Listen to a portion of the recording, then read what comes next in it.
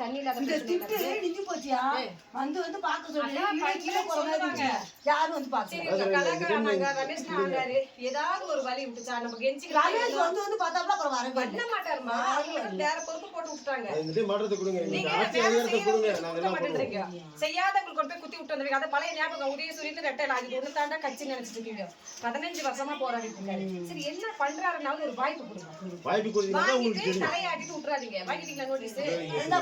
சரி ரொம்ப சந்தோஷம். நம்பி போறோம். போட்டு விடுங்க. நிறைய வாக்கு வரணும் இந்த டைம். எங்கம்மா வந்தா தானே பரவாயில்ல. வந்தா தானே ஓட்டே போட வேண்டியதுல இருக்கு. எங்களுக்கு பவர் கொடுங்க. பண்றோம். பண்ணாதவங்களுக்கு அதிகாரத்தை கொடுங்க. பவர் பண்ணாதான் எங்களுக்கு. அது சரி. குழந்தைங்களுக்கு வரக்கூடிய தலைமுறைகளுக்கானது நாம் தமிழர் கட்சி. எங்க குழந்தைங்க போறோம். அது பண்றான்னு சொன்னா கேட்க மாட்டேன்றீங்களே. நீங்க அதிகாரம் கொடுத்தீங்கன்னு உங்களுக்கு தெரியும் நான் என்ன பண்றேன். உங்கள தான இதரக்கா நானும். உங்கள ஒருத்தி தானே நானும். எனக்கு என்ன வருமானம் இருக்கு? இன்னைக்கு எதுக்கு ஓடி வர சரி நாளைக்கு நம்ம தலைமுறை மாறிடாதா அண்ணன் மாத்திர மாட்டாரான்னு ஒரு ஆசை.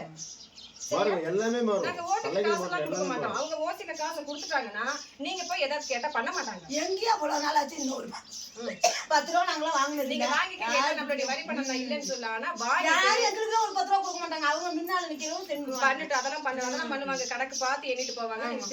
திரும்ப ரெட்டையில சூரியன் கிடக்காதீங்க.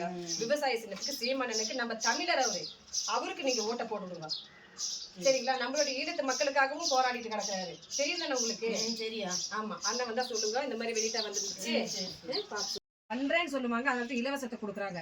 ஆனா சீமான் அண்ணன் வந்து இலவசமே கொடுக்க மாட்டாரு. உழைப்ப மட்டும்தான் கொடுக்குறோம்.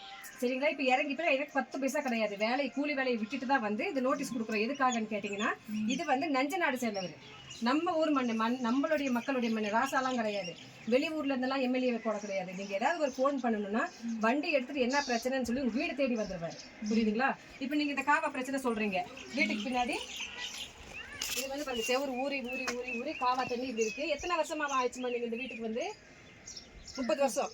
30 வீட்டுக்கு பின்னாடி திட்டு ஊறி ரொம்ப வீடு இடிஞ்சு விழுகிற அளவுக்கு இருக்குது. மண் எடுக்கணுமா? அதுக்கு வழியில காசு வழி இல்லாம இருக்கு. ஆனா கவர்மெண்ட் பண்ணி தருவாங்கம்மா.